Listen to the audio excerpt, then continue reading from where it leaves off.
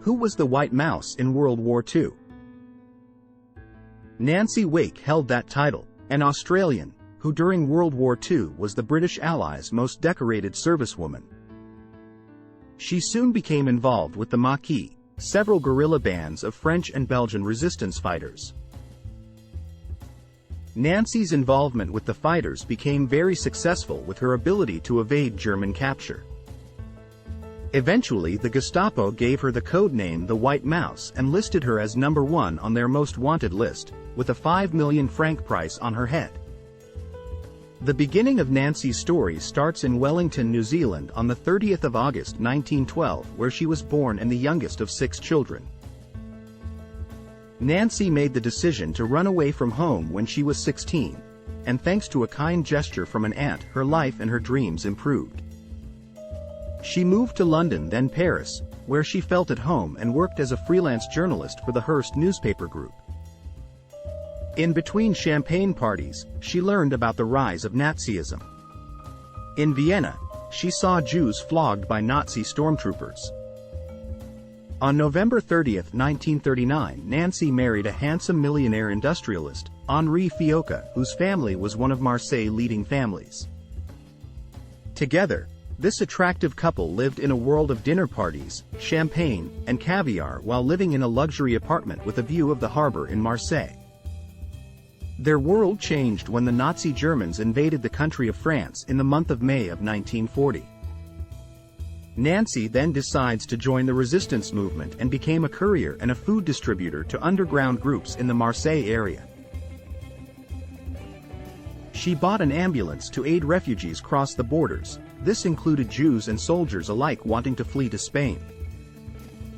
Spain was thought to be a neutral country at the time. Being the wife of a rich businessman gave her the ability to help these folks and travel without raising suspicions. Nancy also helped Belgian Major General Albert Marie Guéris and Scottish officer Ian Garrow create routes out of France for soldiers to get home. In 1943, the Nazi Gestapo found out about what Nancy was doing and placed a 5 million franc bounty on her head. The Gestapo was watching her and tapping her phone. She was in danger, as well as those lives who she worked closely with. She realized she needed to flee her home in Marseille and leave her husband behind. She tried several times to get across the Pyrenees Mountains to Spain. One time she was caught by the French militia. They tortured and interrogated her for 4 days, and finally her friend Patrick O'Leary convinced them to release her. Around that time, the Gestapo had caught, tortured, and killed her husband because they wanted to know where Nancy Wake was. Nancy finally escaped from France. She then trained in the British SOE, a government intelligence unit that worked with the French resistance. She learned skills to survive, kill, use codes, radios, be a night parachutist, plastic explosives, Sten guns, rifles, pistols, and grenades. When training concluded, Nancy and 39 other women and 430 men parachuted into France in 1944 to prepare for the Allied D-Day operation. Nancy set up communications, supply lines, coordinated ammunition drops, organized and prepared the resistance groups for the upcoming D-Day attack. She gathered her fighters and began to weaken the German military posts in the area so that they could get ready for D-Day.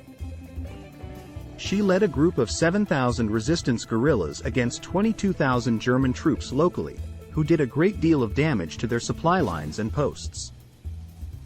Nancy rode her bike 310 miles in 71 hours to restore communication with London by having new codes to replace for ones that were lost during a German raid. She also led a successful raid on the Gestapo headquarters in Montluçon, where she and her resistance team killed 1,400 Germans and only lost 100 of their own men.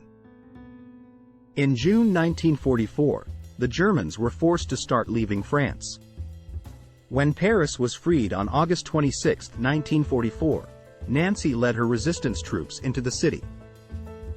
This trip back was bittersweet for her because she had just found out that her husband had been executed less than a year after she left France.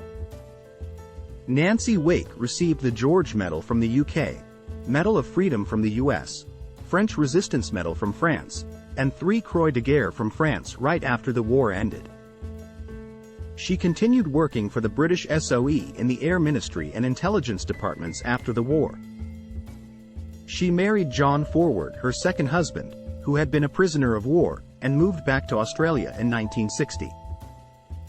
On August 19, 1997, after 40 years of marriage, John Forward died.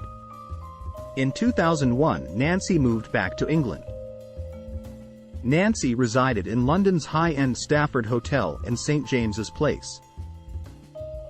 She spent her last years at the Royal Star and Garter Home for Disabled Ex-Servicemen and Women in Richmond, London, where she died on August 7, 2011.